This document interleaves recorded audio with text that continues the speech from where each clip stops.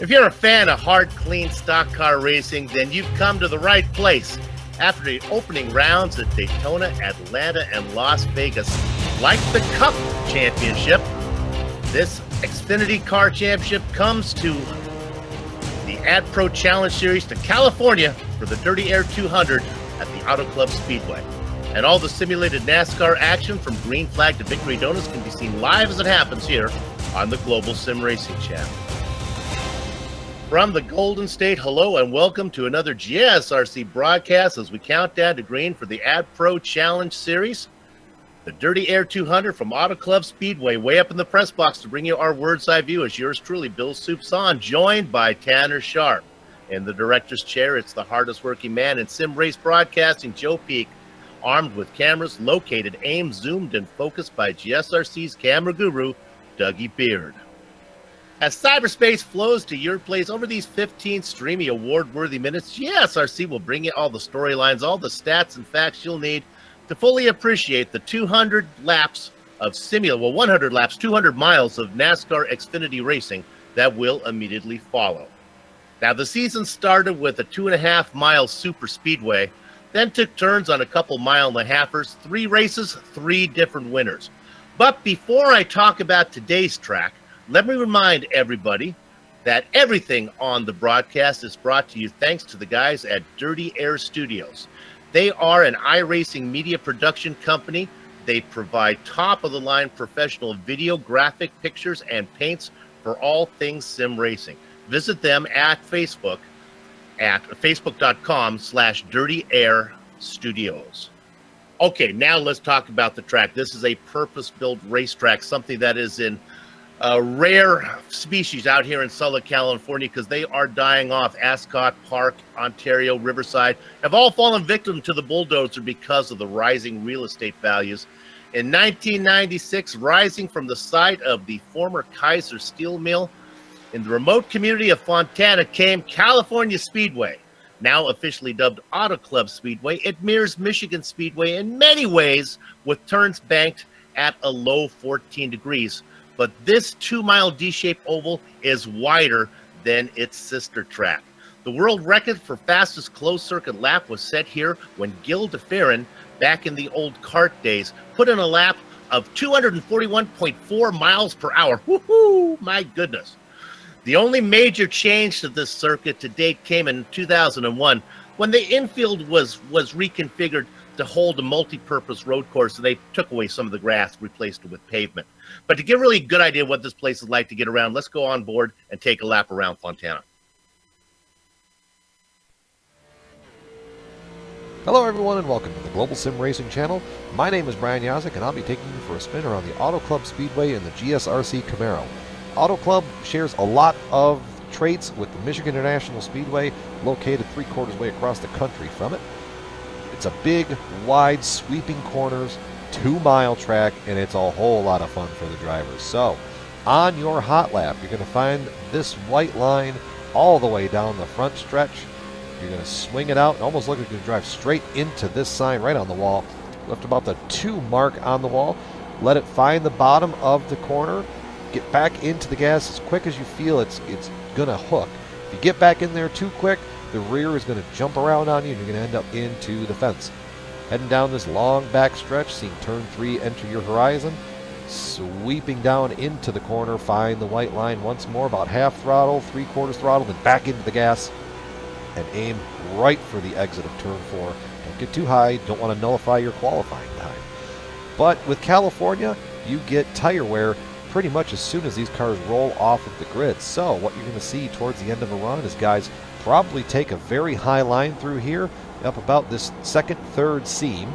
And what that's going to allow you to do is get a great run off the center of the corner all the way down the backstretch and hopefully set up a pass on the guy in front of you getting down into turn 3. Turn 3, you're going to follow a slightly lower line, drive it right in here to the third seam, back down into the second, and you're actually going to be able to get into the gas very fast and drive it straight off towards the wall into turn 4. And now you've got 5 lanes on the front stretch that you've got an opportunity to make a pass and secure a victory or at least a good finish in Auto Club. Tires are going to wear off quick. It's just going to put on a great show. It's a fan and driver favorite. So, without further ado, enjoy the race. My name is Brian Yazik, and this is the Auto Club Speedway.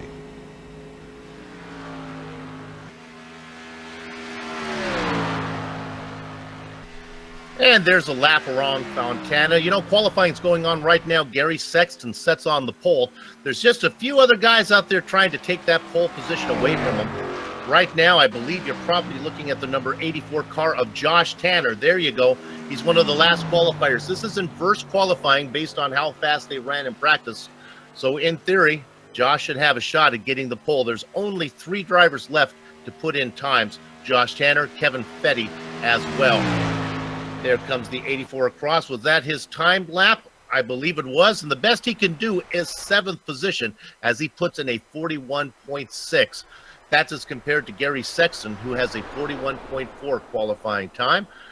Race control coming over right now, talking to all the drivers. And I believe that was our final qualifying attempt, as Donald Stewart and Kevin Fetty are not going to make a run. 23 drivers were able to put in qualifying times. 2 of them did not.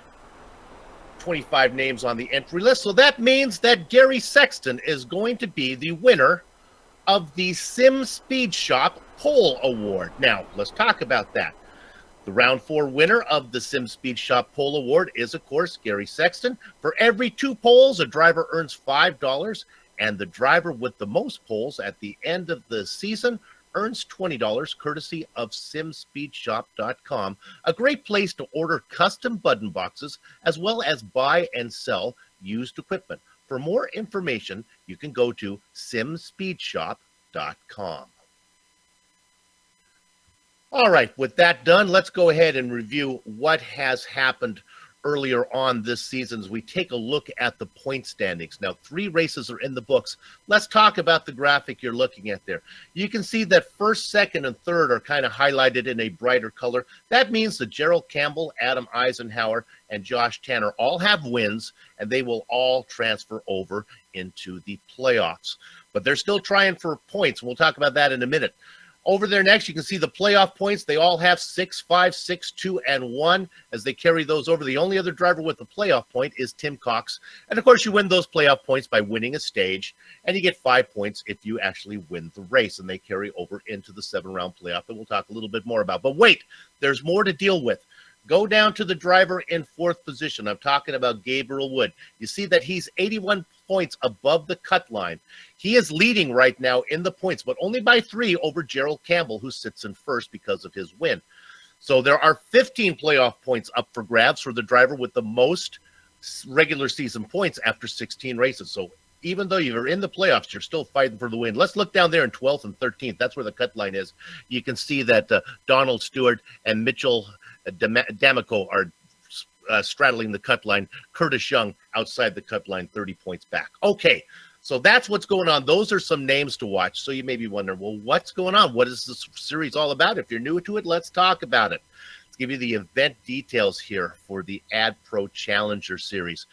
You can see regular season on that little slider there. There are 16 regular season races. We're highlighted at number 4. That's where you want to pick up those points. Try to get as many as you can to get into the playoffs. You see over there, there's 7 playoff points. The cars, well, it's your usual Xfinity cars. There's the Chevy, the Ford, and the Toyota, just like the big boys race. Setups, now this is interesting. These are fixed setups. The drivers don't get to play around them. This is provided by the league, and that makes for some really good racing because the setups are very raceable, very steady. They keep them out of the wall. This series notorious for having clean racing, yet to finish under yellow. We're all thankful for that. Here's a big thing, tire allotment. 5 sets. You get 1 on the car, 16 tires waiting for you in pit lane. You can change them 4 times, or I guess you could put 16 right fronts on if you wanted to make 16 stops. You can do it however you like, but you got 16 tires waiting to play with. DQ'd if you cause 2 incidents. Hopefully that's not going to happen. And then there is the green-white checker. We'll talk a little bit more about that later. We do have something unique. So far it's been playing. We call it Russian roulette here between all the GSRC commentators. Who's going to be the first person that has to travel and into the untrodden territory and announce a green-white checker? Okay, the race going on, the conversation going on right now between the drivers and race control as they talk it over. I think we've got all our business done, and it looks like we're just about ready for them to grid up. Let's go to the grid right now. We can talk about it, take our time through. On the front row, it is Gary Sexton. Remember, he was the winner of the SSS Pole Award. Kyle Kammer sitting outside of him in row one. Row two, Gabriel Wood. He leads in these regular season points, but is not locked into the playoffs yet with a win. He's inside of Judd Danielson. Now, there's a new name we haven't seen yet, so Judd's got some work to do to get up. Blake Griffin and Chris Scala. Hey, there's our own GSRC commentator showing up there in 7th position. That would be 6th position. 7th and 8th go to Josh Tanner and Adam Eisenhower. Eisenhower always fast. Keep an eye on him. Gerald Campbell sits way up in 1st position, sitting really strong with the drivers with win. Eric Sanford right behind him. Let's look at the second half of our top 20. In 11th position, it's Trey Galgan inside of Ethan Moore. The next row is populated by Kevin Richardson and Joe Johnson. Steve Durham and Mark Clewell make up positions 15 and 16. Mike Donahue and John Theodore in the row after that. Row 10, well, that's filled on the inside by Robert McFarland and Will Davis. Finally, we go to the driver in the blackjack position. That's Mark McFarland back there in 21st. There are a few more. Michael Moore in the double duck spot. Michael D'Amico in 23rd was our slowest qualifier. Donald Stewart, if he decides to race, he did not put in a qualifying time. He'll start in 24th. On the quarter century mark, it's Kevin Fetty. 25 names on the entry list, 23 put in qualifying times. We are round 4 here in the AdPro Challenger Series. A new series that we've just started to carry. This has both this series and the Cup Series. That has 17 races. We are carrying 17 and 16. What would that be? 33 races from the sanctioning body here. And we're happy to have them here on the Global SimRacing Channel. Race control still going over all the details. Let's talk about the weather. Let's see how that's going to affect. You've watched enough sim racing. You can figure it out for yourself. Oh, in California, 65 degrees Fahrenheit. My goodness. That's a chilly day here. But the sky is clear, so it heated up the track to 91 degrees Fahrenheit. That should still not be very hot, so there should be good traction out there. A lot of humidity for California, 77%, no fog, and a little bit of a wind that won't play a factor. So all the two-dimensional fans might need to cover up a bit here. Put on your extra layer of clothes, boys and girls. It's a little chilly here. Look at that Dougie Beard camera shot, looking at those cars lined up in 2 strings, sparkling other than the Southern California sun. And the pace car pulls away. Well, we talked just about everything. Why don't we take this opportunity to give us our race analysis, and we can actually show you what the event is like here today. The distance we are racing, 100 laps, 200 miles. But more importantly, it's a race to the first 50 miles, 25 laps. That's where the stage ends, and that's where you get your bonus points. Second stage is another 25 laps. Then the final stage races for 50 laps to the checkered flag. Fuel stint, somewhere between 33 and 38. So they'll be able to run the stages without making a pit stop. But that final run to the checkered flag, they'll probably need to make one. Cars are working around on the back half of the track. The beautiful iRacing pace car leading the way. Gary Sexton still looking for his first win this season. Kyle Kammer outside of him. The familiar 00 for Gabriel Wood inside of row 2. And our race sponsor, Judd Danielson, in that Dirty Air car, the beautiful yellow and blue livery outside of row 2. Pace car is out of 4. You can see that the cars start to gather up behind Sexton. Pace car is in. Sexton holding him, Sexton holding him, Sexton holding him. Gather up the chickens, take cover behind the cows, because the horses are out of the barn, and it is the number 13 of Gary Sexton leading the stampede down into the first corner, trying to hold him on the outside. That's Kyle Kammer in the 8. Another car with double digits is the 00 of Wood. Gabriel Wood, that inside line seems to be the way to good. Wood moves up into second. He's bringing along with him Blake Griffith.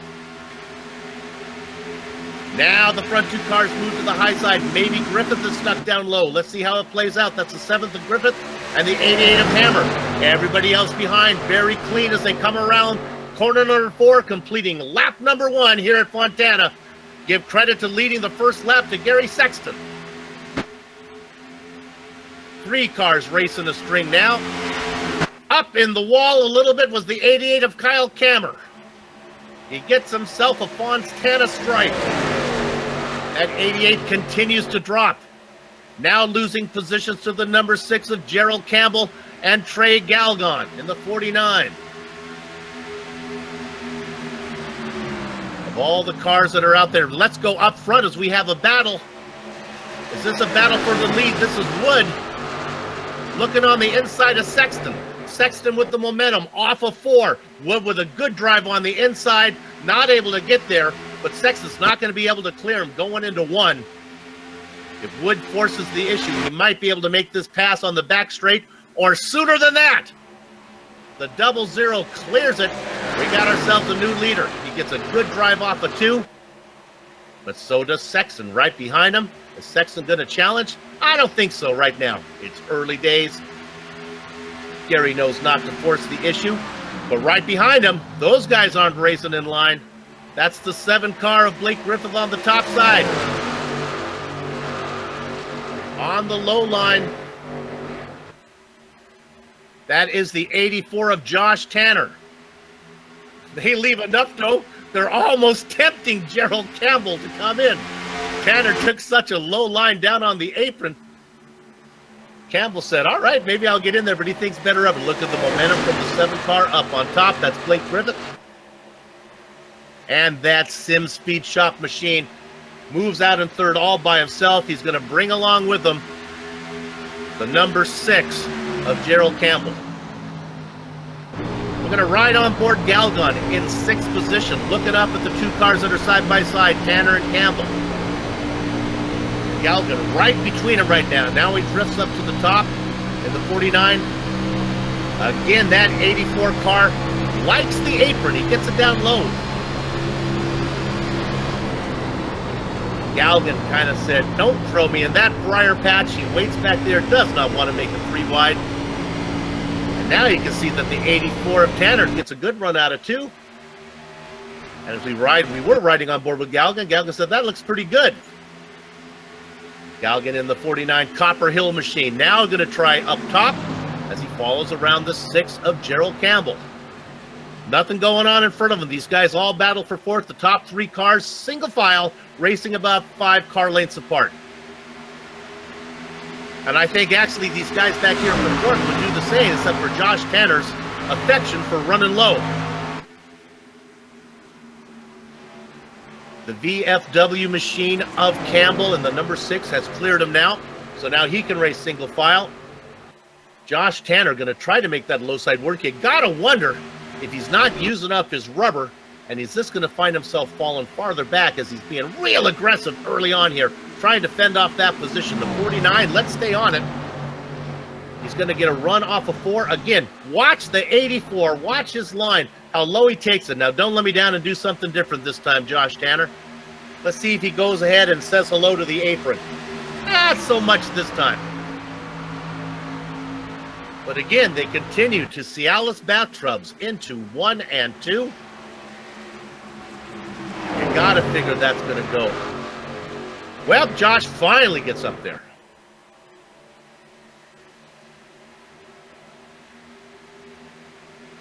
Let's go ahead and stay on him. Now, let's see. Now that he has the top line, let's stay on him one more time out of 3. Boy, he does not like the entrance into 3 as he loses a lot of ground to Campbell. Let's go ahead and watch the 84 and see now that he's up there if he keeps that AdPro machine up high or if he just likes to race down low. Now, he's going to race up. It's a little better up there now. The 49, take a look. Galgan not going to get it. So we talked about the drivers up front. Let's drop back a little bit, highlight some of these guys, 7th, 8th, 9th back. Kyle Kammer racing all by himself, would like to get in the mix. Boy, they continue to fight up ahead, though. Let's go back a little bit farther. These 3 guys. Judd Danielson racing in the race sponsor car today, the Dirty Air Machine, being challenged by the 23. Here comes Ethan Moore. Moore with a good run out of 2. Gaining on him as they go into 3. Let's see what Moore can do if he has any traction down there.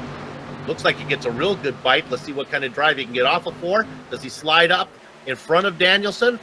No, actually he doesn't need to, as he has such a good run. Liking it was the 24. Here comes Ken Richardson. Said that seemed to work. I'll see if I get that spot too. And the Dirty Air Machine of Judd Danielson's drops 2 spots back to 10th. And the 24 not only gets Danielson, he also gets Moore as well.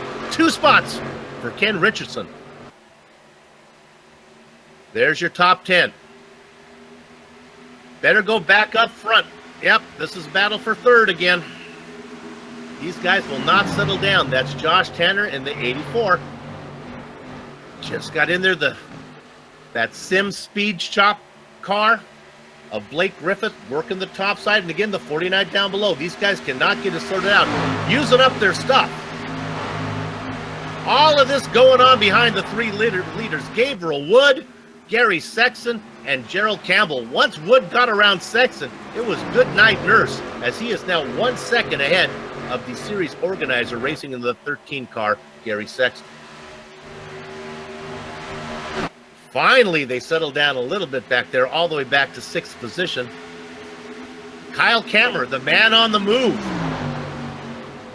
puts Blake Griffin in his rear view mirrors, move Kammer up to 6th. Now, Kammer's qualified in 2nd, so he's really fallen off early. Maybe saving his stuff a little bit here for when they need it. So what lap are they on? Well, you can see right up there. They're on lap, well, no, we have a timer going on. That really doesn't matter. It's lap 11.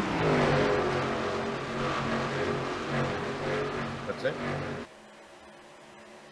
Pay no attention. What you can use that timer for, if you got yourself one of those frozen lasagnas that take about 45 minutes, put it in now, and you'll be okay. When it gets to 15, it's time to take it out. We try to help you whenever we can, both on track and in the kitchen. Looking at Camel in 6th. He's been saving his stuff. He didn't want to race early. Coming across the line, working lap 12. Halfway through the first stage. 25 laps, this stage 1. We've talked about the drivers up front. Let's go back and highlight some of the guys that are working hard. This is where I usually do most of my race. Oh no! As we're on it right there, that is D'Amico, who just Mike Donahue got into him a little bit. D'Amico in the 62 with a great save. Woo! Racing in the all-pro machine. He is an all-pro there. We thought that car was coming around. Keep an eye on the 77 there in the Miller highlight machine. See him right there, he just drifts up. And there's the roof gets in the way, but he just catches him a bit. The car gets he had a little damage on him before that. So those guys race back there. So 21st is Mark McFadden, 22nd now Michael D'Amico. Mike Donahue in 23rd. Let's look at the 78. He's about to make a pass. This is Donald Stewart. Stewart, the slowest of our qualifiers. That doesn't mean a lot. Just back there putting in the miles.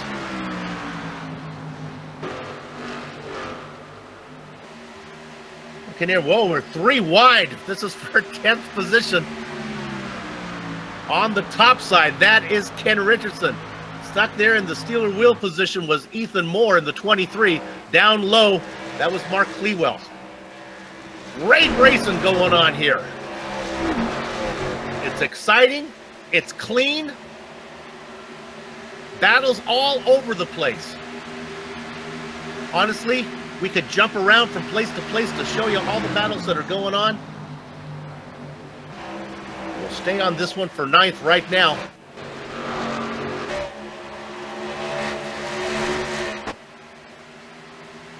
Now you can see if we go up to 7th, we can see that Griffith has fallen back. He's in that big mix of cars up there, so he qualified 5th, has fallen 2 spots. Might have just used up the stuff and just back there watching the show right now that's in front of him. We call that the popcorn position. The only problem with the popcorn position, you got to make sure you keep the butter off your racing gloves. Now ducking to the inside. That's Kyle Kammer. He picks up fourth. We have been watching him coming. I think this is a little bit about pacing yourself. Boy, the 88 looks a little squiggly, though. He's got Josh Tanner right behind him. Boy, that 88 was really a handful. He qualified second. He fell all the way down to 7th position. Now he's worked his way around Josh Tanner. Before that, he got around Gerald Campbell. And he got around Mike Griffin to be up in the 3rd. Right on board with Kyle Kammer right now, looking back.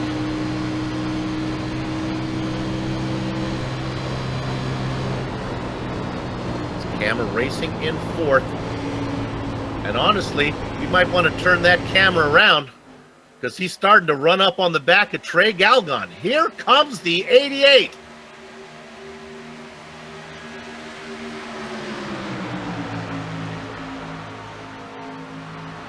Look at this 88 make his way through the field. We were worried about him.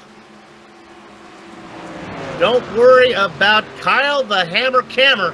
He's a-coming. Trey Galgan racing in 3rd. He's been racing up there. Gary Sexton and Gabriel Wood still racing 1 and 2. Let's go back and look at Clewell now. On the low side in that 65 car. You know it's Mark Clewell because the car has no sponsorship. Just, it looks black to me, just a black car with white numbers. Oh, that's intimidating. We love it, Mark. Right now, racing in the snowman position. Back behind him in 9th, Ken Richardson, Ethan Moore in 10th. 5-car battle for 8th, with Clewell leading the train. And then it's getting interesting up here for 3rd, as we'll see. You can see them all coming at you. This is lap 18, this 88 car. The box crush machine of Kyle Kammer. Has he found his level? Is that as far as he can get? Well, as he comes across, the leader is working. Lap number 19. So they have to complete lap 25. That's a mistake I've made a couple times. They will be shown no green flag. They get no white flag for last lap. So when they go to lap 25, that is the white flag lap for the stage. Look at this. Galgan makes a big move on Gary Sexton. What happened to Gary? Did he put it in the wall? I'm looking to see if he made a mistake. If I go back on my rewind, nope, he just had a bad run out of 2, and these guys just gobbled him up. Now, Kammer was working to get up to 3rd position, but I don't think he thought he'd have to do it on Gary Sexton. Sexton was running away with this thing. Oh, he drifts up into him, but they managed to stay off. My gosh, I thought the 88 was going to get up and get turned into the wall. They make it work. Boy, the 88 that is not a friendly car right now. A good run coming back from Sexton out there in the dirty air, 13.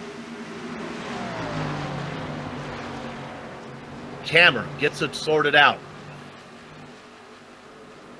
Gabriel Wood looking to pick up another playoff point as he comes across. Working lap 21. He's got 1.8 seconds on Trey Galgan. Kammer in 3rd. Not sure if he's going to have anything for Galgan now. Trey looks really strong in 2nd. They sort out a bit. Let's drop back to 6. You can see just ready to peek out there in that long Dougie Beard low-angle shot. That's Josh Tanner trying to see if he can get around Blake Griffin. There might be a battle also. We'll catch it at the very end. It looks like there'll be a good battle for 10th position for those final few stage points. Stage point only pay down to 10th. Look at that string of car. Now this is interesting. We thought that Gabriel Wood was safe.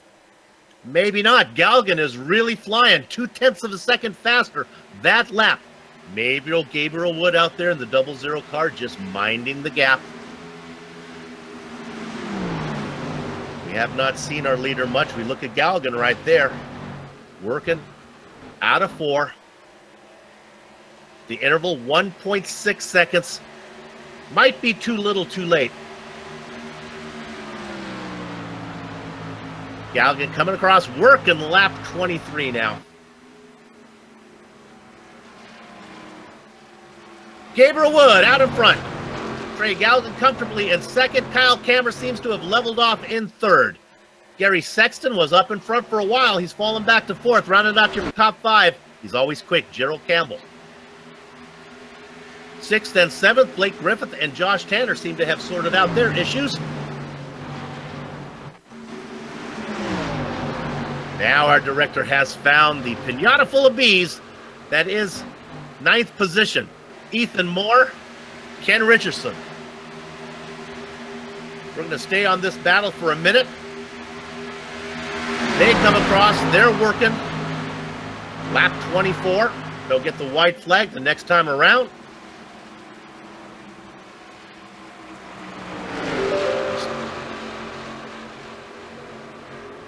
Ethan Moore in 9th, chased by Ken Richardson. John Theodore trying to get a stage point in 27th, looking to see if he can get up there. Racing in 11th right now. Judd Danielson's qualified in 4th. He's fallen back to 12th.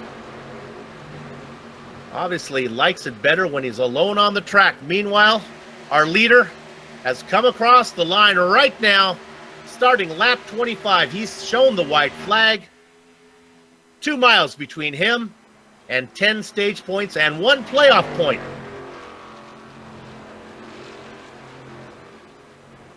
Now we have laps up there. You can see 25 of 100. The director explained why we didn't have laps before. I don't need to get into that, but it has something to do with his intelligence.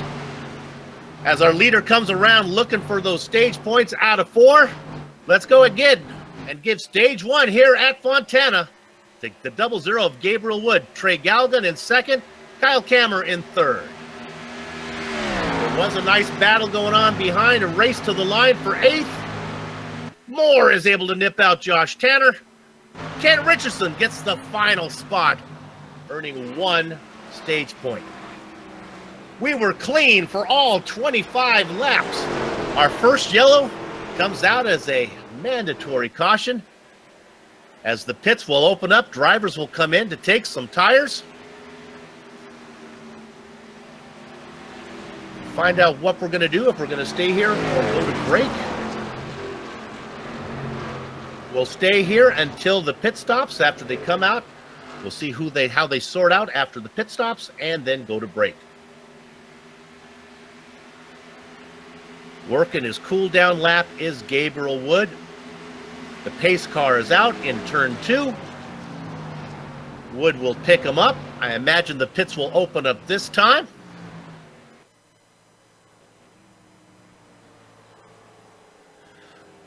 Let's talk about hard chargers here so far. Picking up 9 spots, Mark Clewell, as he came home in 7th. 2 spots for Trey Galgan. 9 spots for Trey Galgan, as he comes home in 2nd position, starting in 11th. Some great hard chargers there. Losers? Well, Chris Scala. Is Chris racing out there? Yeah, sure is. He just didn't have much that time. Now we'll see what the strategy is. You can kind of cheat here a little bit. You can maybe short fill. See if you can be first out.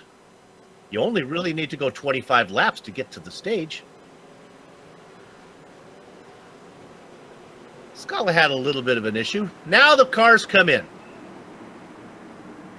Their pit boxes are sorted out how they qualify, so they'll be shuffled up a little bit. This is kind of good news for Trey Galgan. He gets to pull out of here first. As he qualified in 11th, he'll be first to pull off. There you see Galgan finding his spot. The rest of the people still looking for theirs. Gabriel Woods is easy to find. It's the last one. No, I apologize. It is not. Our pole sitter, of course, Gary Sexton. And Sexton misses his box. Should be easy to find, but he's in at an angle, and he actually had to back the car up. I imagine 4 tires for everybody. First out. Looks like it's going to be the 88 of Kyle the Hammer Cameron. Gerald Campbell comes out second. Gabriel Wood, Trey Galgun, and Ethan Moore round out the 5 drivers. At this time, what we're going to do is take a short break. Don't go far. We'll be back before we go green.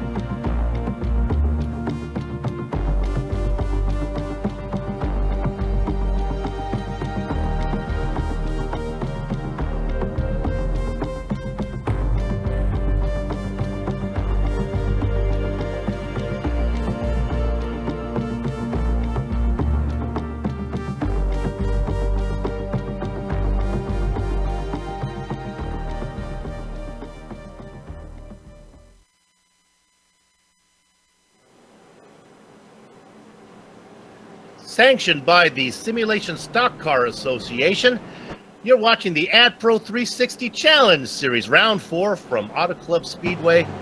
It is the Dirty Air 200 here on the Global SimRacing Channel. You're looking at Kyle Kammer. Why is he out in front, you may ask? Well, he had an incredibly fast pit stop under that yellow flag. 14.3 seconds, the fastest one of anybody, and that's why he is out in front. Did he short fill? Maybe, perhaps? Well, we'll see. He's chosen to take the high line for his spot. That's where he will take control of this field as the pace car is going to pull in. We got ourselves another 25 laps of racing as we go for stage 2. Chug-a-lug makes you want to holler, hi-da-ho! Out in front, it is Kyle Kammer. Tucked back in behind, they sort their way through. Kammer with a great jump. Gerald Campbell drops into second. the 00 of Gabriel Wood into third. The 49 of Trey Galgan in fourth. Into the wall a little bit is the 23 of Ethan Moore.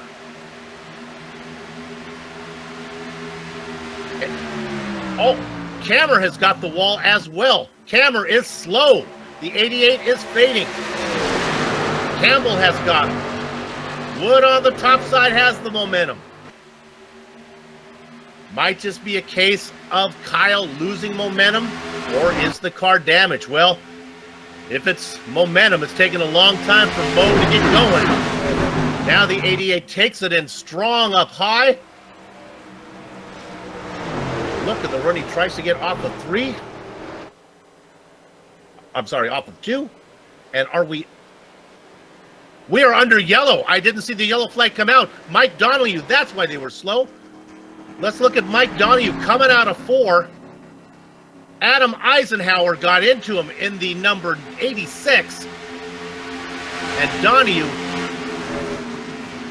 does a little pirouette down the front straight. And we have our first caution. We'll look at it one more time.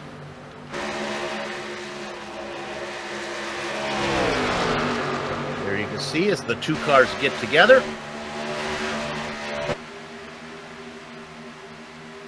Boy, it just, from here, it looked like maybe Adam Eisenhower, maybe the car got a little angry at him coming off the corner. He really took a low, he was on the top side. He really dove down, got into Donahue. Poor Mike was just kind of racing this line. Now here we go, we're right on board. The car's up here. He really takes, did he not see it? I saw him. You saw him, folks. We always like to give the other side of the story on that one. That one's hard to come up with why that happened. Yeah, that's 2 of those and you get disqualified. Well, now we have some interesting stuff going on up here. What is going on here as Gabriel Wood has decided to come in?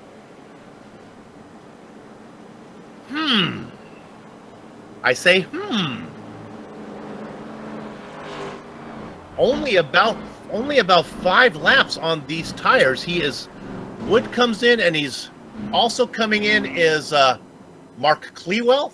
No, that's not right. Let's see who it is. Cammer. Cammer coming in because he put it in the wall and that car was not feeling well.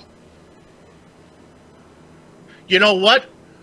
Remember when at the same time Cammer got into the wall, I was saying that Wood got into the wall, and so that's probably what's coming in. They're coming in maybe get a little bit of damage fixed. Both of those cars picking up a, for lack of a better word, a Darlington stripe.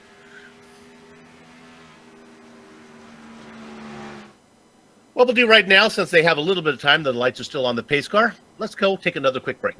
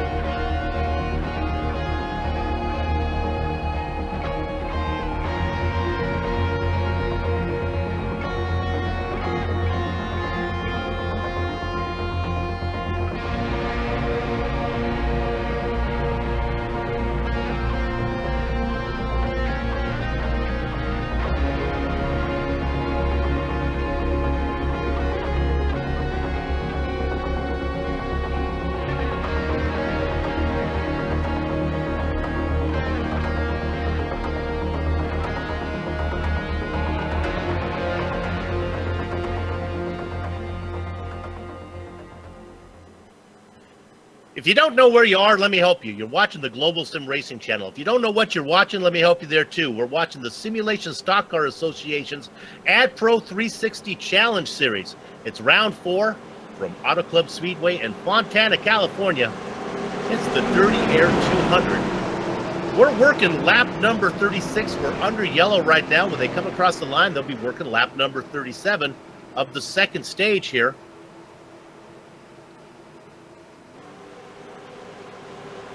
They're coming in. The pace car is going to pull in this time. And we'll see if we can get in these final, be about 14 or 15 laps to end this second stage.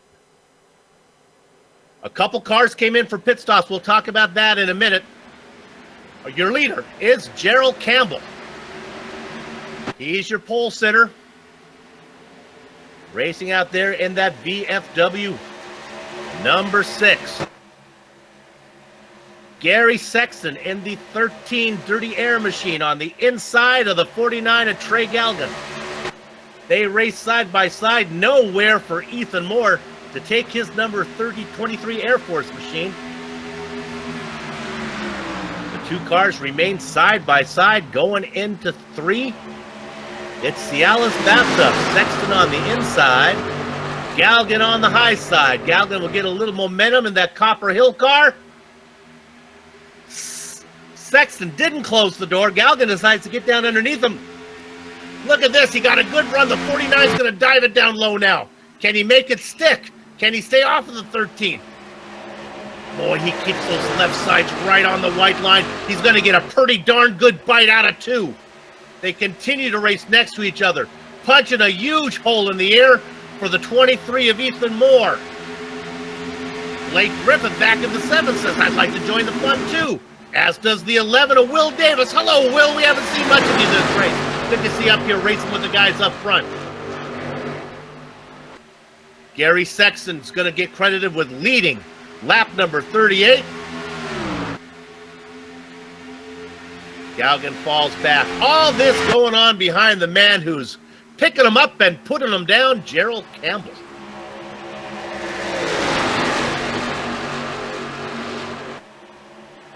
Go back and look at Griffith. Look at this pinata full of bees back here. Griffith gets that spot, moves up into 4th. Look at Eric Sanford trying to go down below, and Moore dropping like a pigeon. He's going to lose that spot to Sanford, stuck on the top side. Here comes the 11. This guy's always quick, Will Davis. Davis down on the apron. That's the shortest way to get from 4 to 1. Pulls it back up, takes it in really, really low. Trying to make it stick. He's right alongside of the 19 of Eric Stanford.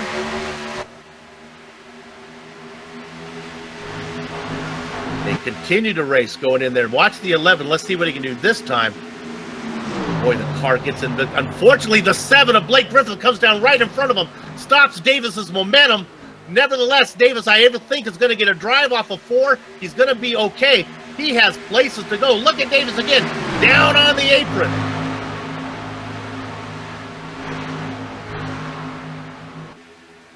Taking the road less traveled. Now let's see what happens. Stay on the 11 again. Last time he had a good drive. You got to worry that he's going to use up his stuff trying to get this done. You want to get this done and then get up to the high line and let things settle down a little bit. A little bit of a help from his friends there as Ringo Starr's pushing Ethan Moore. There you go. Will Davis gets the bump. Thank you, Ringo. Ethan Moore back there doing the pushing.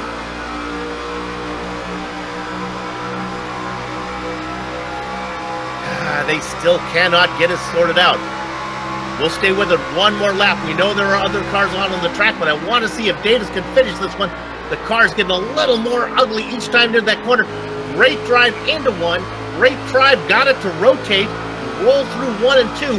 Does not get a very good bite off of 2, and that allows the 19 car to stick up there. We better leave that one. They can't get it sorted out. Let's go up to 2nd. Trey Galgan just got inside of Gary Sexton. This seems to be the story for Sexton. Really good early, not so good on longer runs. Sexton says, hey, I'm listening to the broadcast, Soup. Don't count me out yet. Sexton takes that car low on the apron. Now he swings it back up so he can get a better entry into one. Angles it down in there, still on the inside. The momentum, though, is going to go to the 49 of Galgan. Again, all this going on behind Gerald Campbell, the pole sitter. Happy to race out there, looking to get those points. They're working lap 43. All right, now, we talked about some of the drivers who took pit stops. One of them is the 00 of Gabriel Wood. We think he had some damage on the right side of his car that needed a little help. That's why he came in. He was running up front before the pit stops, fell well down the order. Now he's coming up to 12th position. He's got Josh Tanner in front of him, John Theodore in front of that. The other driver that did the same thing was the 88 of Kyle Kammer. Kammer not doing nearly as well getting through the field as the 00 of Wood. My goodness, as Scala's making a move for 14, and he goes around Joe Johnson. Look at this train of cars from Will Davis in fourth back. What we need. Yeah, there they all are. Yeah, we're going to go up and go from above, and you can see, look at this. Those cars race. I'll give it to you in order. Davis, Griffith, Moore, Sanford, Richardson, Clewell, Theodore. Then you get back to Tanner and Wood. Speaking of Wood, he gets another spot as he gets around Tanner. Moved Wood up into 11th. Gabriel, they're all laid out for you like a buffet right in front. It's all you can eat cars right now. How much can you put on your plate before this stage is over? Lap 45. Gerald Campbell, well, half second ahead of Trey Galgan. Gary Sexton runs in third. We saw Galgan close fast last time. Look at Wood again in the 00. Oh my gosh! You want to know what Fontana is like? That shot showed it to you as all the cars were fanned out in front. Wood in 11th. The car in front is the 27. That's John Theodore.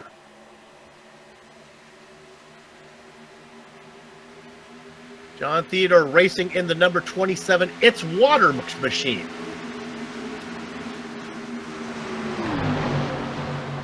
Oh, a great drive from the 27. Gets right in underneath Richardson. This is some good racing. This is where the action is, boys and girls. Not missing much up front.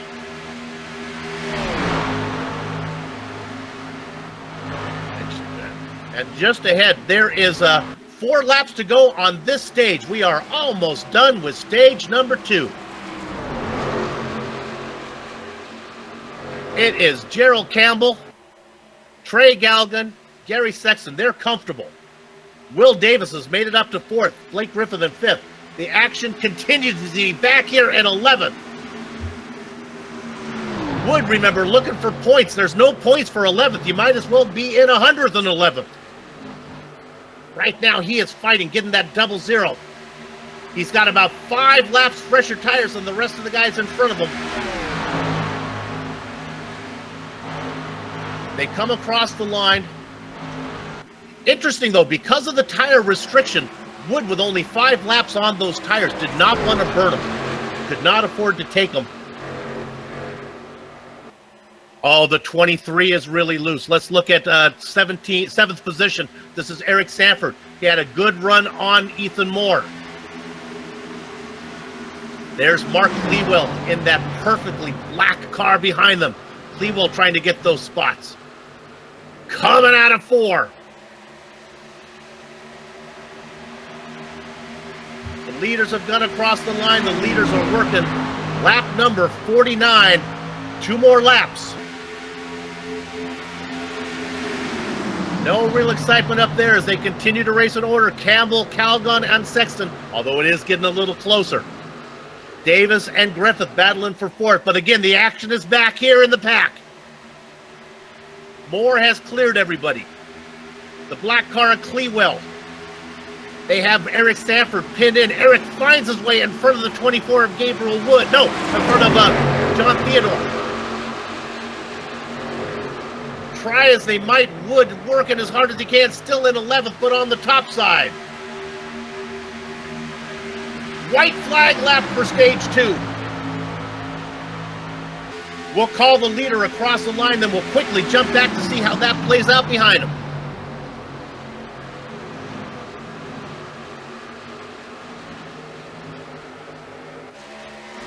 There you see it. Looks like Campbell is going to be safely across.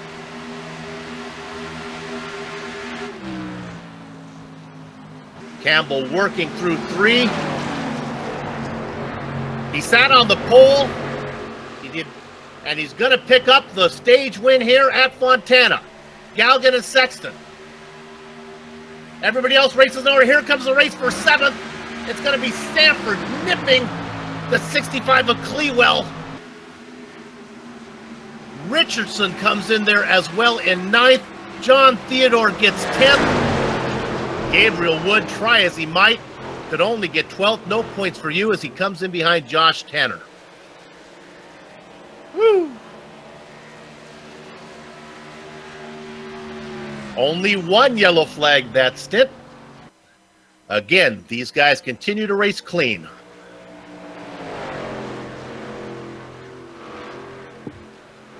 And now, we'd like to welcome in for the last half of the race, my booth mate, Tanner Sharp. Tanner, you've missed a good one, but you're here for the second half, the one for all the marbles.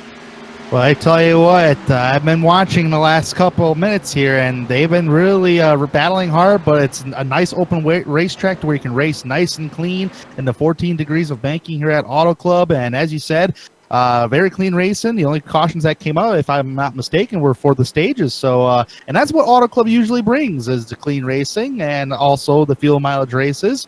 But right now, since we're under caution flag after the second stage, and it's been clean and green practically, see some guys come down pit road, take some 4 fresh tires, fill that thing up with fuel, be out and away for some more good green flag racing at a wide open track like Auto Club. Yeah, you talk about wide open. We just did it. We had one spinner there. Mike Donahue got caught up in something brought out a yellow. Just 1 yellow from an incident. Boy, but you sure see the difference. They compare this to Michigan so much, but some of those Dougie Beard camera angle shots where you can see the cars just fan out 3-4 wide, looking for a line, looking for clean air. It's you gotta love Fontana. Puts on a good show. Yeah, it puts on a great show every single year in the real world of NASCAR and any kind of race on the iRacing simulation. Down, it's the busiest place. I reckon 4 tires and fuel. Looks like Gerald Campbell leads the fuel down after starting 9th on the day today. Who's that? Steve Durham stayed out, actually, if I'm not mistaken, according to timing and scoring. We'll check into that as they come in and see how they sort out. Again, the car this time getting a much better drive into his pits is Gary Sexton, who sits at the very end. I got to apologize. I called Campbell the pole sitter. That's incorrect. He actually qualified 9th. Sexton, of course, is our pole sitter. Got that Sim Speed Shop award. Sexton, well, even though he was in that last spot, he comes out. Going to give him 4th position.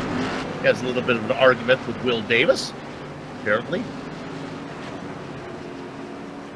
Out in front, well, it is Gerald Campbell, except for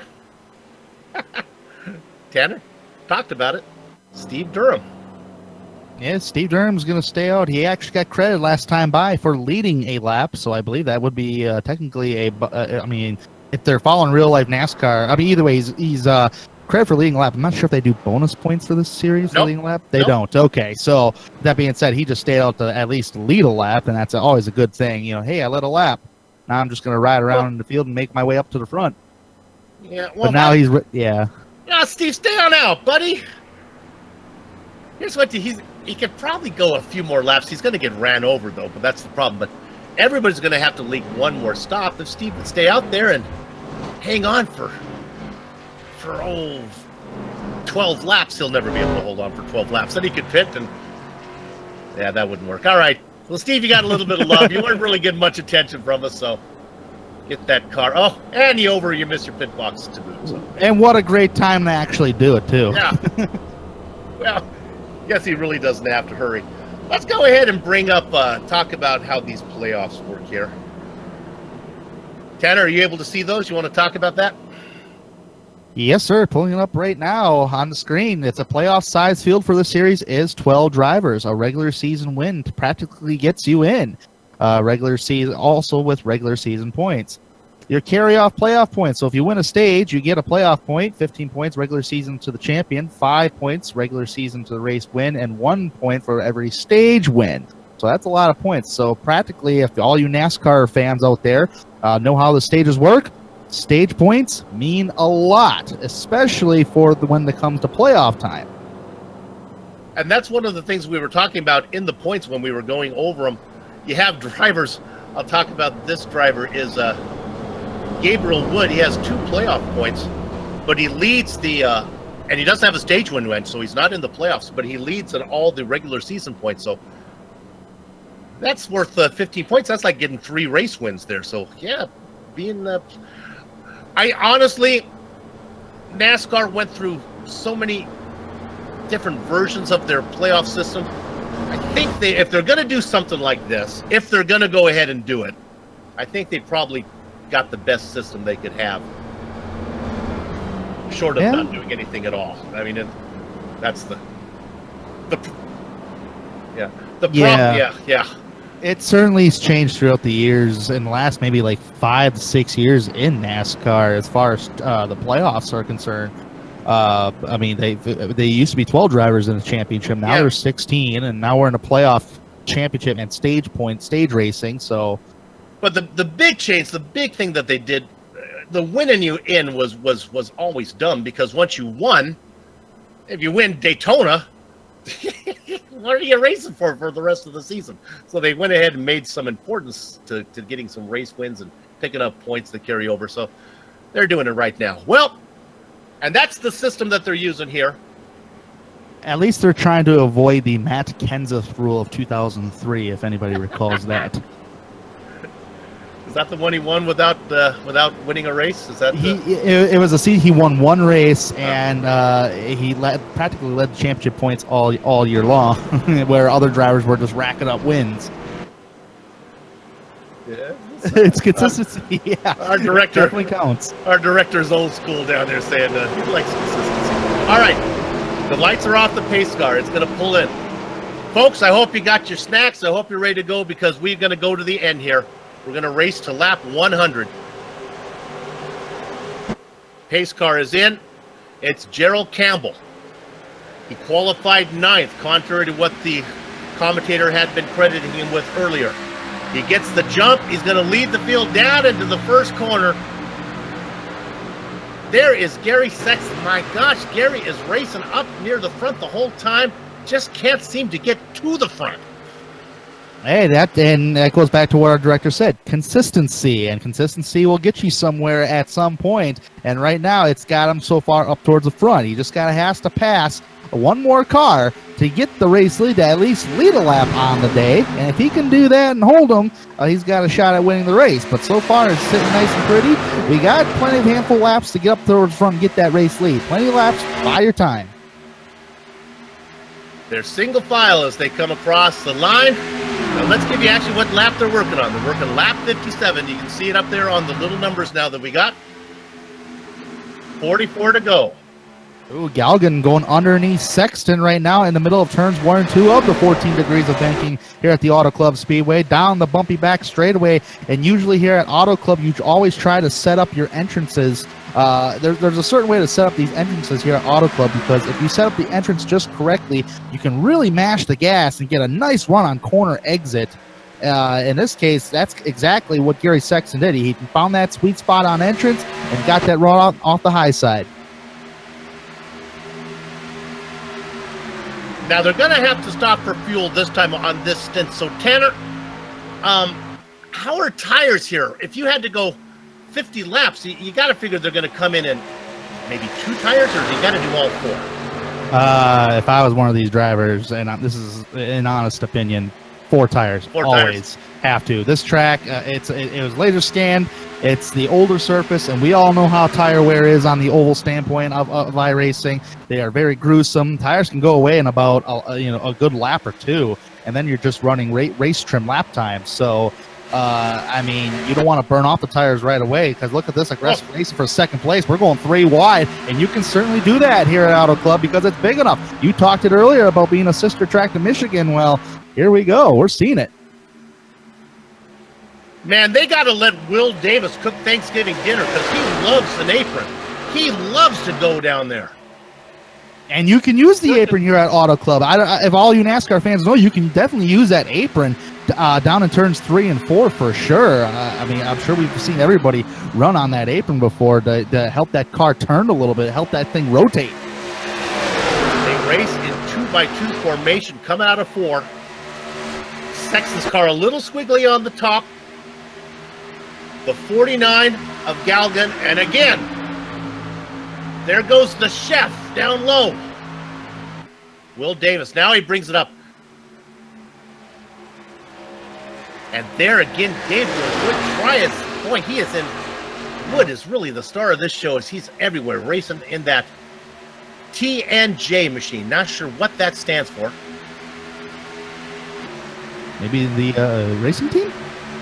Looking closely on that one.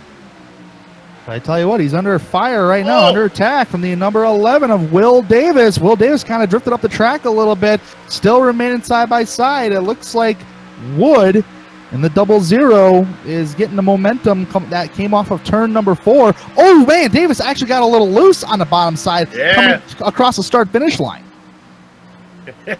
Tell you what, he got them left side tires below that apron, and for some reason that car did not like it, got a little squirrely, had to settle back in line. So here's what's up. Gerald Campbell once again running away with it like he did for the second stage, but not running away in second is Gary Sexton. Sexton's actually under fire, and the driver that's liking all this action for second place, Soup, is Gerald Campbell. Yep. They come across the familiar names up front that we've seen the whole time. Sexton's problem, the car looks good early, doesn't really like to race it long. Look at this. There goes Galgan down in the 49. Takes it in. Can he make it stick? The momentum for the 13 on top. Ooh, a little loose by Galgan there, but he held on very good though. Still has a little bit of a nose down the back straightaway, and loose is fast at times. Here he goes, the 00. Gabriel Wood's going to follow the same foot tracks as Trey Galgan. Galgan got by Sexton. Sexton's a little bit of a box right there with Wood on his inside. Coming across the start-finish line, completing lap 62.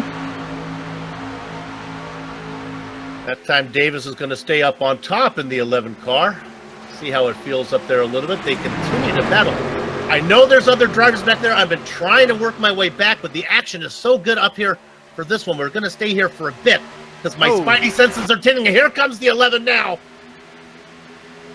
My battle alarm just went off because there's a heavy-duty battle, great racing up towards the front, and Gary Sexton's got cars all over him since he's been up in the front practically this entire race after starting on the pole. Davis had the pass made, but he ran into the back of Sexton. He didn't run it, but he just ran out of space. We have somebody biting there. Joe Johnson comes in for a pit stop. You see him just on the apron coming out right now. That's official. That's a real stop. These guys will all have to make one. He'll fall a lap down. What he has to hope now is that it doesn't turn yellow on him. As he was only in for 8 seconds, so that's probably just as Tanner was talking about, he wants tires. That was just a splash and go just to get to the end. Sometimes when you're racing back there in the back, you try to do something different. How long was the fuel run here? About 38 laps, so they only need about 12 laps of fuel. And of course, there was that long yellow flag before they get going, so probably more like only 10 laps. So it's a splash and go. Well, I tell you what, with that being said, and we're in that ballpark of making it to the end, and Auto Club is famed for fuel mileage races, Joe Johnson may have something up his sleeve. Pulling a fast one. Yeah, I mean, but I'm just curious how fast he is compared to different leaders, because the lap times on an oval track like Auto Club always tell the story on how much he's going to be gaining. Okay. We're looking at third position. In a second, I'm going to force myself to go back and cover some of the back markers. And I'm going to tell the drivers right now, as they race for third, behave. That's what my mom would say. I'm going to go away for a while, guys. I don't want you fooling around while I'm gone. Let's go back. We've talked about the top 10. Let's go back to 11th position. Racing in one of the sponsor of the race cars there, the Dirty Air Machine of Judd Danielson. He's in a mix. He's trying to run down John Theodore and Kyle Kammer. We've seen a lot of Kammer today. He was running front early. Let's drop back a little bit more. Josh Tanner in 12th. Now behind Tanner, that's Joe Johnson, but he's a lap down. Ken Richardson in 13th. And honestly, the guys back here are really not in much of a battle.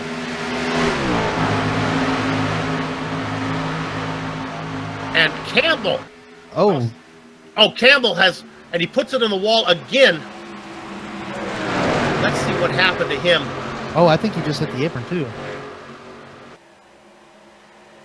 Well, boy, it was a couple laps ago, correct? Yeah. It was. Yeah, I was gonna say it was just coming off turn number 4. So as soon as we spotted, they were in 1 and 2. So it was just coming off turn 4. And actually, he's in trouble right now. Yeah, he's going the wrong direction. I asked the guys to behave. They didn't listen to Mom. So our new leader, Trey Galgan, Sexton in 2nd, Davis in the 11 car in 3rd, the 00 Wood in 4th, Griffith now in 5th, Clewell Moore.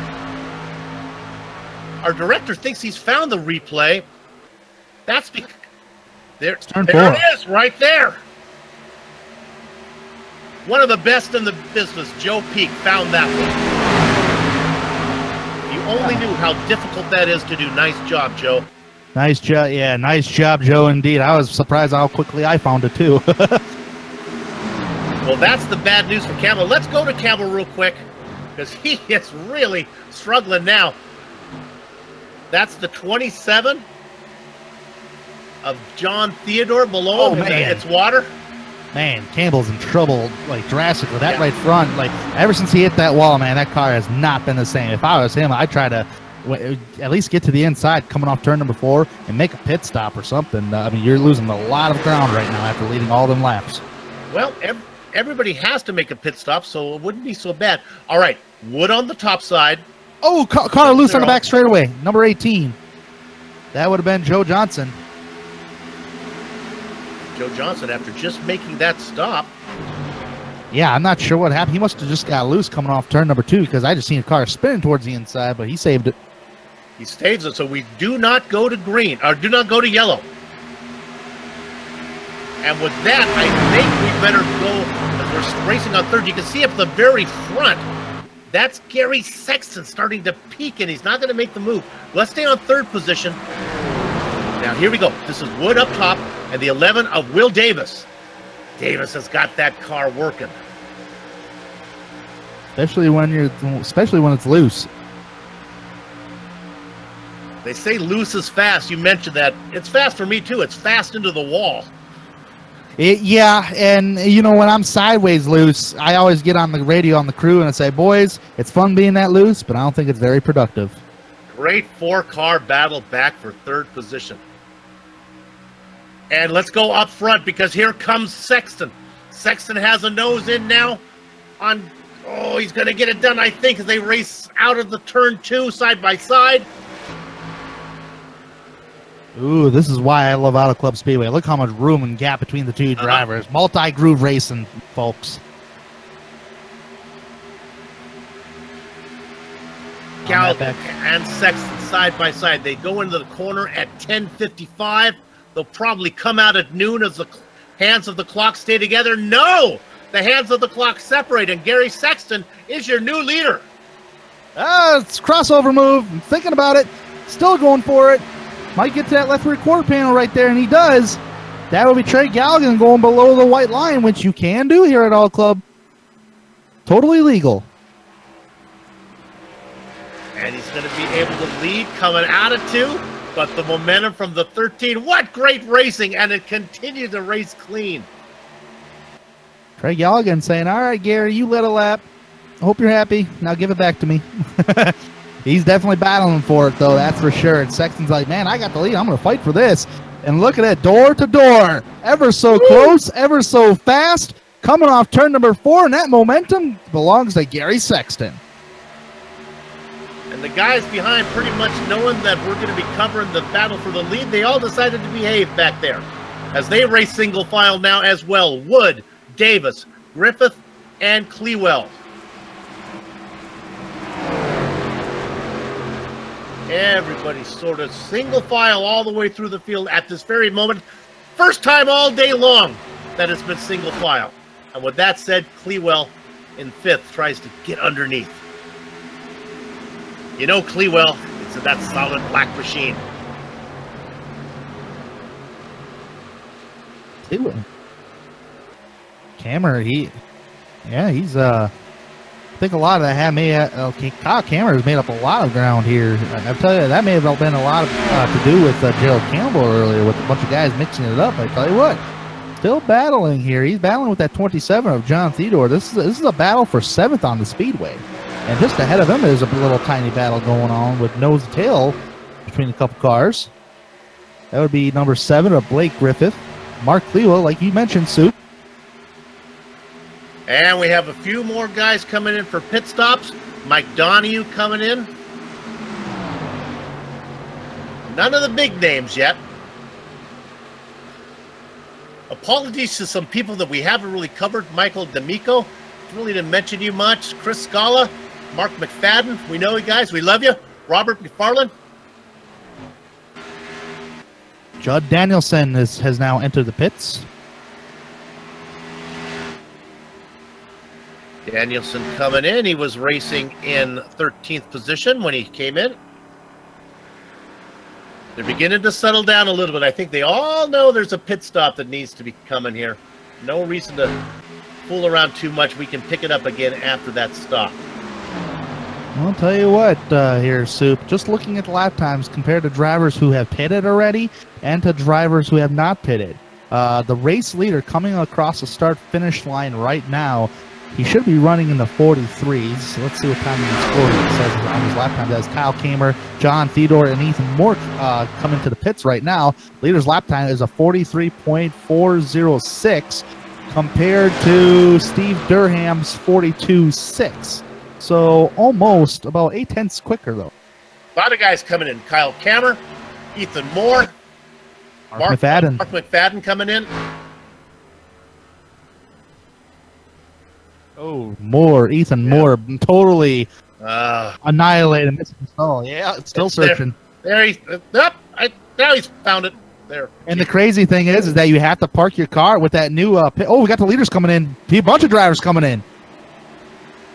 Boy, everybody. Sexton, Galgon, Davis, Wood, Clewell, Griffith, all coming in. And as soon as they probably seen that other drivers hit pit road, they all came walking in. This is the busiest it's been under green flag that I have seen it so far. Now this is cutting it in half. You know, we talked about it that they needed, if you're going to take tires, the way you do it is you run halfway, take your tires. Otherwise, you don't get the use of them long enough. This is good news for Josh Tanner right now. Now, Josh, stay out there a while, baby. Stay out and hope for a yellow. He's going to listen to you there, Soup, because he's coming off turn 4 here. And yeah, he's going to listen to you. Of course, Gerald Campbell's going to listen to you, too. Gerald Campbell back there. Remember, that car is sick. He never did bring it up, so he's going to keep that car. Remember, that was up front until he put it in the wall hard. Yeah, well, let's just hope Gerald Campbell's car doesn't develop a flu, because he was limping ever since he hit that wall. So Tanner is out, but unfortunately, I don't think Tanner was able to put the guys a lap down. I think Wood, yep, they're all out right in front of him, the guys who made the stop. So who did get out first of those rascals? Well, I think it's Will Davis? It is Will Davis, the 11 car. Out of the pit cycle. Oh, man. That rushes him. Go ahead. Gerald Campbell, almost lost it coming off turn number 4 just a little bit. He got loose, but he did not pit this time, though. Actually, he meant to pit. He didn't get loose. He meant to pit, but he was coming in too hard and had to avoid pit road. So I believe your leader is going to be soon, as soon as we get the guys who need to pit. Robert McFadden, Chris Scala, Gerald Campbell, and Josh Tanner. It's going to be the 11, the man who loves to run on the apron, Will Davis.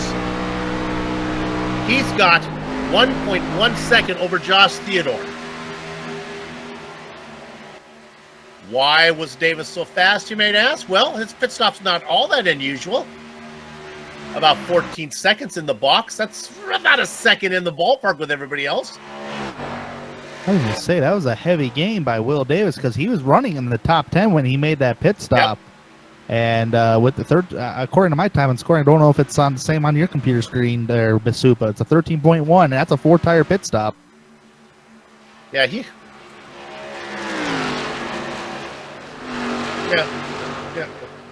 he's a. You look at Sexton is about a second and a half slower. Theodore was really slow. Galgan, yeah. So when I look at the times, I was kind of thrown off a little bit by the decimal point as he was at the very end of a 14. Yeah, Davis much faster. Yeah, I tip my hat to the Will Davis crew. I mean, that was the money stop right there. So let's set it up for you now. Now, apologies. Well, I guess we should watch Josh Tanner a little bit. There he is. Come on, director. Let's go to Josh Tanner. That's right. Here we are. Come on. I haven't covered all race. Yep. Josh Tanner out in front.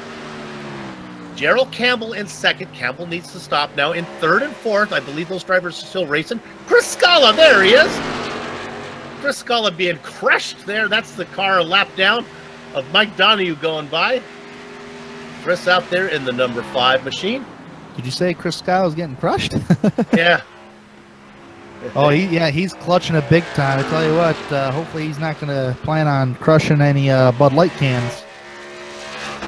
He's got 19 laps to go. Is he planning on staying out?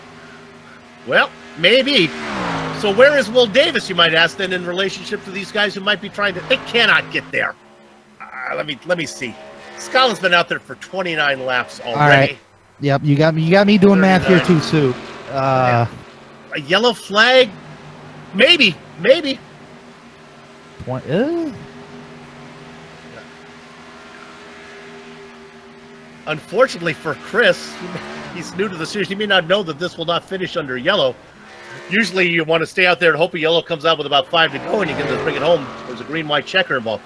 So let's give these guys some legitimate threats of winning this thing instead of riding them off. Josh Tanner out in front.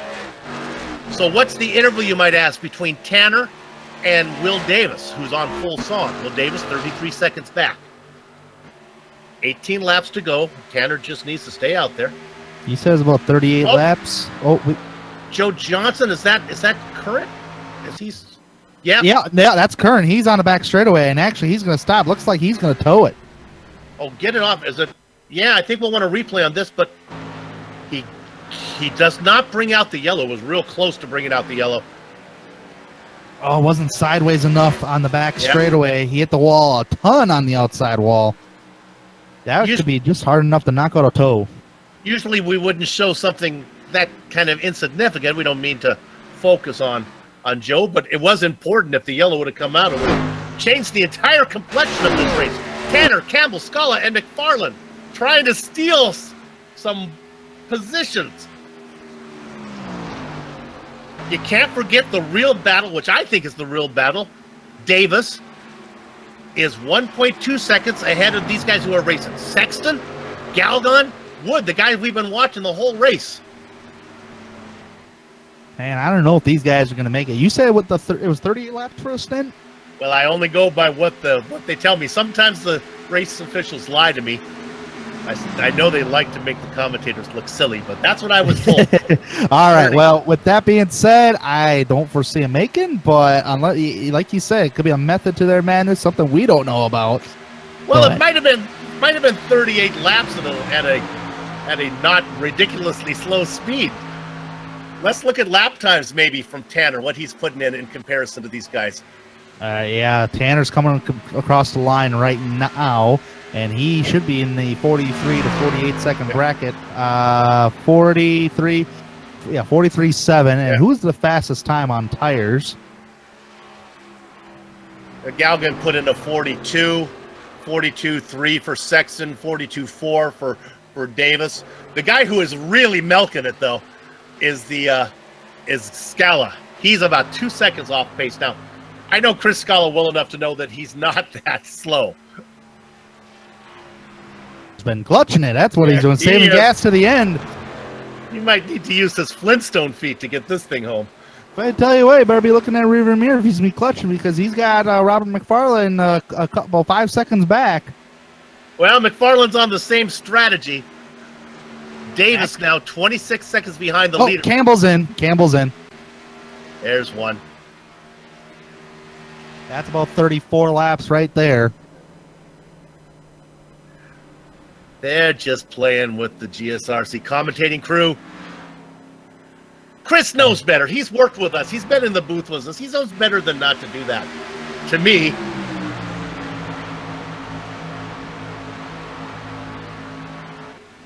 McFarlane. He hasn't been the pit yet, has he? He was one of those drivers that was going to stay out. He may have pushed it too far. He is really slow right now. He's scooting his chair up, trying to bring this thing home. Okay, I think we can safely rule those guys out. So let's give our attention back to where it belongs. The driver in third right now, Will Davis. He's got 1.3 seconds up on Gary Sexton. Sexton, my gosh, try as he might, he just can never seem to get to the lead. Boy, he is being really challenged by Galgan. Yeah, Galgan's been all over that left rear quarter panel, man. Sexton thought about throwing down a block, but he was already there, and now this will be a battle for fourth on the speedway. Galgan and Davis. Galvin got him. 13 laps to go. Your leader, Josh Tanner. Oh, and the plans of Chris Scala have gone away, as he might be fast enough or slow enough to get to the end, but he's not going to be slow enough to win this one as Will Davis passes him. And now here comes the rest of the gang. Galgan and Sexton. Yeah, now it's all up to Josh Tanner. Well, he's only got to go another 24 miles. That seems easy enough. Just wonder how much fuel he is using, because you technically have to have the full power down on these straightaways. Yeah. Lap 37 laps since he last visited pit road. Yeah. He's not clutching. I'm not seeing, according to his RPMs, I'm not seeing him clutch it. Actually, he's almost, he's getting sideways. Yeah. He might need to come in for tires. Yeah. What you need to do, Josh, is go really fast. Get to the end of the race before you run out of fuel. Maybe not the best strategy. I mean, he's got over a 20-second lead over Will Davis. I'm sure he could probably go ahead and start saving some. He's going to stay out. He's made his bed, in my opinion. He has made his bed. He's got to go for it. 10 laps to go this time by. Got to go for it. Will Davis now only an eighth of a second ahead of Trey Galgan. This is really the battle for what we think is going to be the race win here. Davis, Galgan. Once Galgan got around Gary Sexton, he's been putting down the laps. He's coming. Gabriel Wood racing in, well, now what is fifth overall, what I think will probably be third. Did Scala finally call it a day? No? Or no, he said, I'm sorry. Scala's still out there. The reason why I thought he came into the pits is he had fallen down the order, but now he's racing down in 10th. So it's just Josh Tanner who's going around again. Come on, Josh. Yeah, this time by he ran a 44.1. Last time by was a 44.5 for Josh Tanner. And what's Will Davis here? Will Davis last time by was about 20 seconds behind. Yeah, he knocked off about a second. Okay, so the last couple laps, it's been a second a lap for Will Davis. Yeah. Well, with only 9 laps to go and a 20-second lead, that pace will get Josh the win if he can get it home. If he can, but he's just got to maintain his pace, and if he can do that, yep, he's going to stay out. So, in my opinion, he's made his bed, and I think he's keeping an eye on it. Every driver has a relative screen when they're driving here on the simulation of iRacing. I'm sure he's keep an eye on that thing on the straightaways. I would give this strategy more hope if this was a traditional iRacing race where if you got to lap 5 and the caution came out, the race would be over and you could just kind of limp around for those final laps. But this series has a green-white checker. If there's a yellow flag and they finish under caution, what the top 10 drivers will do will line up behind the pace car while the pace car does its victory lap. When it pulls in to end the race and everyone should follow it in, these guys will go, the top 10 drivers will go one lap. Oh, no, Josh Tanner's in. He cannot make it to the end. He's got to come in, and that was 8 laps to go. Coming in on lap 93 to complete it. That would be 7 to go at the line, and this will give the race lead to Will Davis. 14 miles short. Well, that's okay, because, yeah, that was fun while it lasted. Will Davis, our leader now. Davis has got caution. Oh, we got a caution. Oh, it's Kyle Kammer sliding across the infield grass out of 4. I'm surprised he's actually brought the caution out unless he looped it back. Oh, he did. He looped it back out onto the racetrack. Oh, my goodness, though. He had the car going straight. The automated iRacing stewards obviously did not have a good breakfast this morning because they are cranky. I've seen this kind of thing cleared many a times. He brings it out backwards. The car's still going, right? He gets it going. My, that's a nice... Boy, he had a car... Nice he had Gabriel Wood in the wall right ahead of him.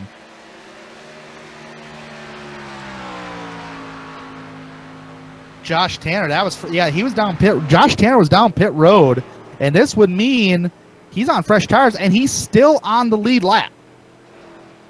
And he took tires. Yes. Ah, man, my head's already spinning. Unless... Oh, everybody else has got... I think they've... With 6 to go. 6 to go. Do they come in? You got to prepare for that green-white checker. Man, I don't know. Do you come in under this pit stop? Man, right now, if I was a crew chief, I'd be like, what to do? And you got only a couple seconds to figure this out because they're already entered turn 3. Pit road's going to open this time by. And Josh Tanner, he's on the lead lap. He got waved around the pace car, so he'll be at tail end Charlie. You can't come in. Pit. You can't come in. If you do come in and then you're like in 10th, then you don't come in. Whatever the leader does, I'm not going to do. Boy, Will Davis, I do not want to be you. I don't want to be anybody up towards the front. Davis is going to bite. They're in. Oh! Galligan stays out. Now, somebody back in about 10th has got to stay out. Yeah, sure enough. Campbell stays out. His car is fast. Oh, the rest of these guys, why are they coming in? Michael Snow, Mark McFadden, what do you guys stay out, guys? I don't. You're back in 15th position. You come in for tires, you're going to finish in 15th position. Michael D'Amico, here's our guy. Yes. Josh Tanner. My goodness, Christmas comes early to Josh Tanner. He makes his stop. He gets fresh tires. The guys in front of him all come in. Now he's racing in 4th. Josh Tanner would have stayed out under on that time he pitted. He would have been the race leader under caution and be able to pit. Yeah. Oh wow, this is why I love Auto Club Soup, man. You get races like this, fuel mileage races, late race caution.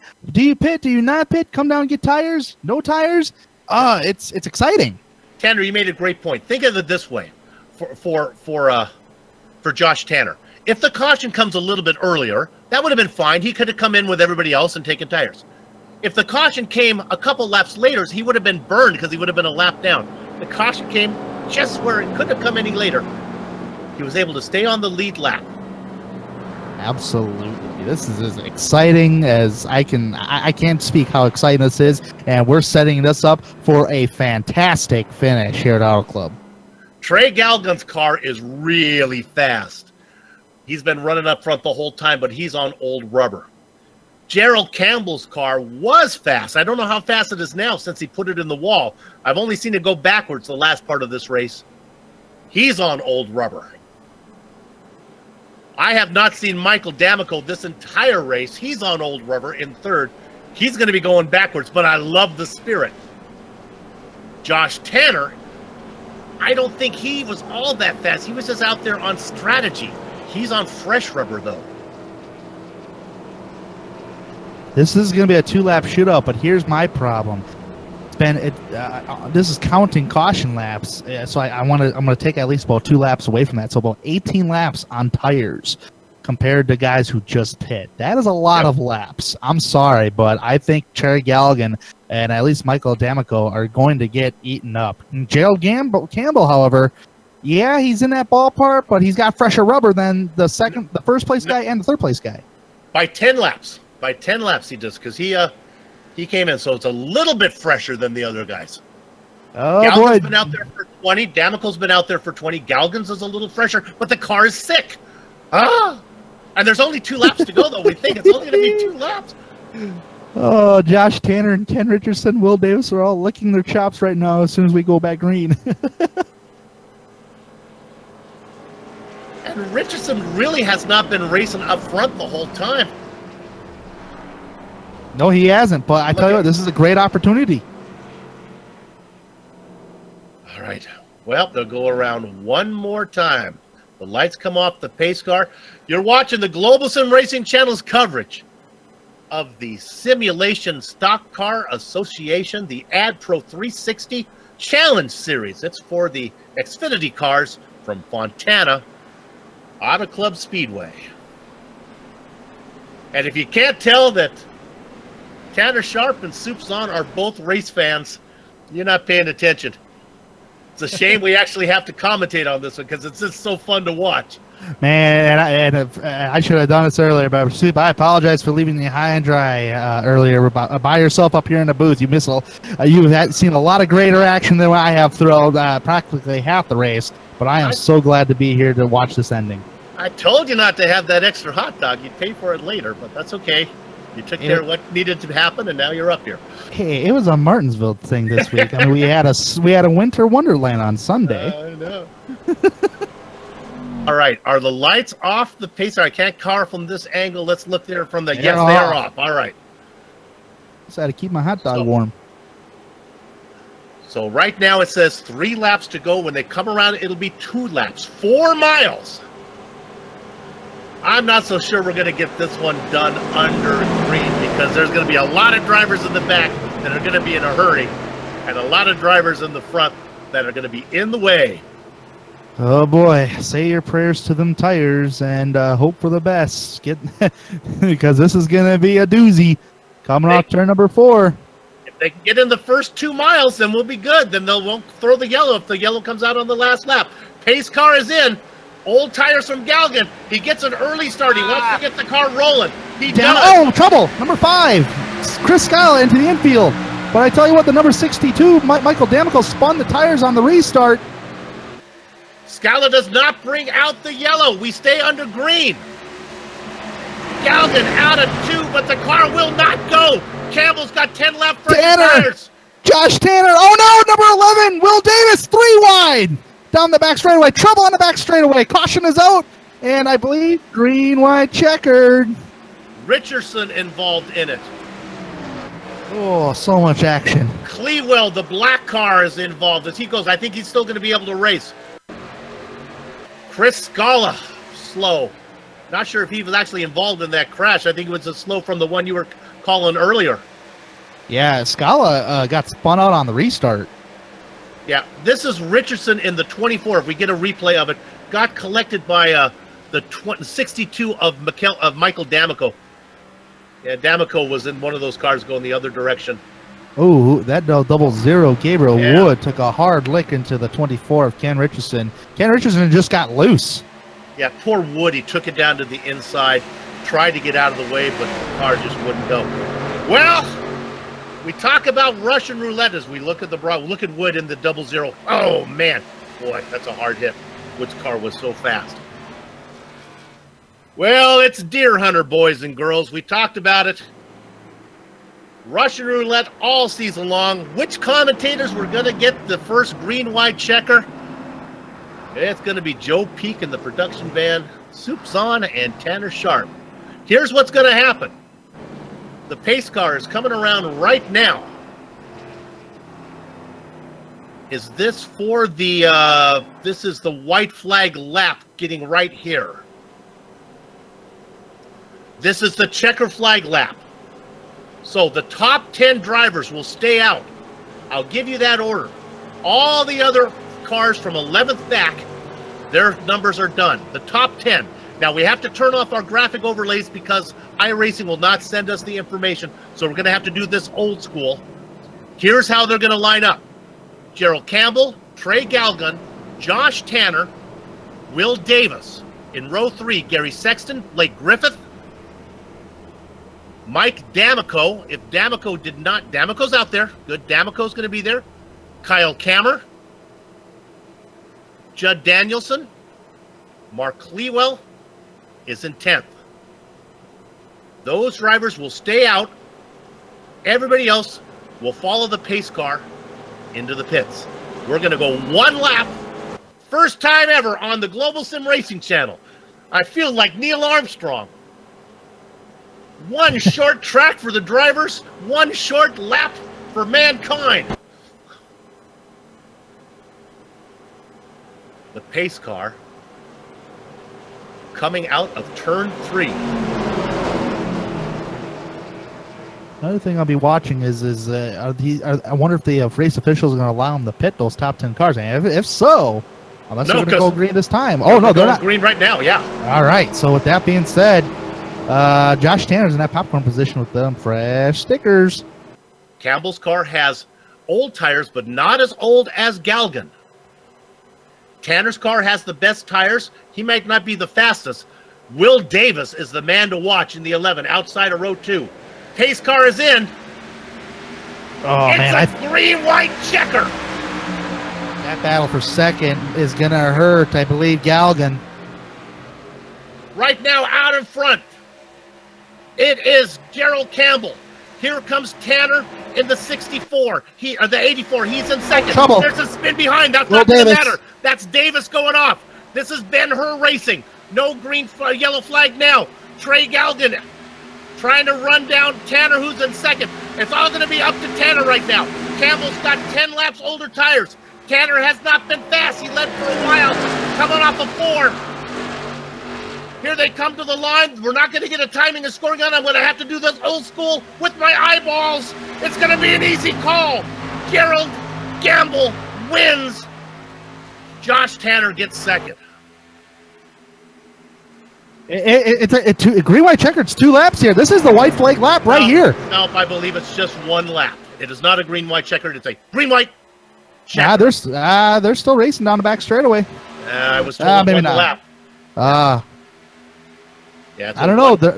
They're still going. A green-white checkered is 2 laps. Yeah, but I was told 1, but I'll call it like it's a 1. I'll call it like a green. Oh, man, this is... Oh, there's the setup. He's blocking. He definitely blocked him. Campbell coming off turn number 4. Tanner can't do anything about this. Coming to the stripe. It's Gerald Campbell, and the same finish as before. But not by much. Okay, there you have it. Josh Tanner is going to get credited with second by about a half a car length over Blake Griffith. I apologize for that. I'm going to stick with what I was told. It was a 1-lap dash. But nope, they went 2 laps. I kind of like them going. I like them going 2 laps, actually. That seems better. All right. With that said, let's go to break, and then we'll come down and try to run down the order the best that we can.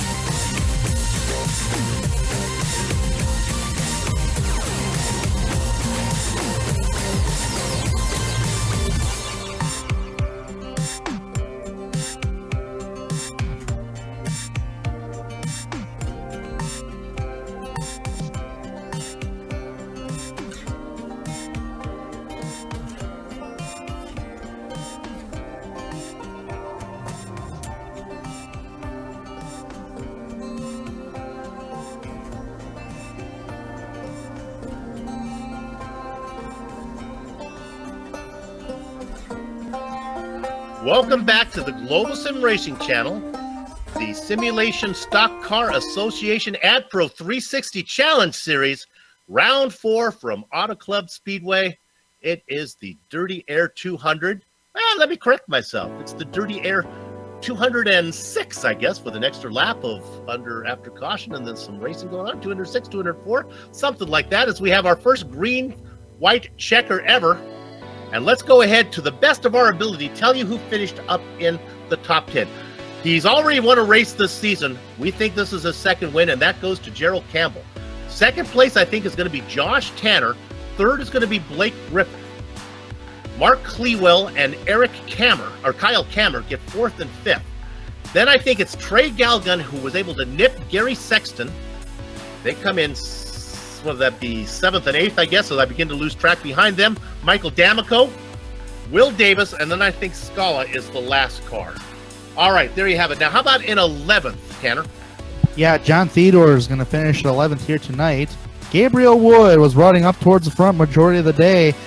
He got into some unfortunate incident. Will finish in 12th. Ethan Moore will finish in 13th. Steve Durham in 14th. Mark McFadden in 15th. Michael Snow will finish 16th. Mike Donahue will finish 17th. Ken Richardson in 24 will finish in the 18th spot tonight. Robert McFarlane will finish in 19th, the last car on the lead lap.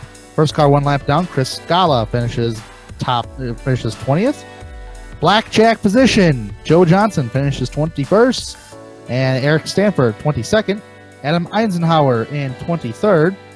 24th, Donald Stewart, and Kevin Fetty, who did not start tonight's festivities, will finish 25th. There you go, and that's our field. Looking here, what am I seeing here, Director, as I see this right here? Yeah, but I see 7 EOL for contact with the 11. Okay, no.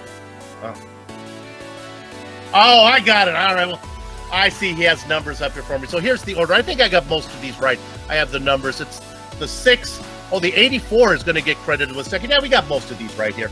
The 11, the 7, and the 17 came in 8th, 9th, and 10th. We had all of those pretty much the way I had them. What we will do, we'll update you on this official scoring next week when we have our next broadcast. Let's go ahead and get some interviews right now. I looked at all of that. Those are all the numbers down there. It looked like some type of security code. I am so stupid sometimes. Let's see if we can talk to...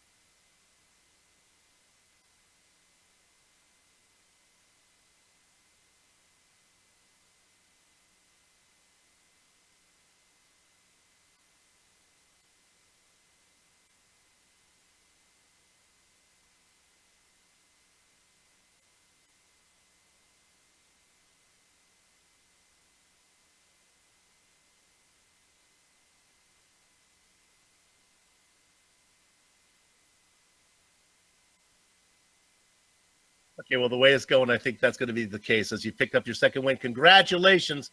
That's Gerald Campbell, our race winner. Now we're going to bring in the guy who has really warmed the cockles and adjacent giblets of my heart. This is Josh Tanner. What a run from Josh. We're going to let Tanner talk to Josh Tanner.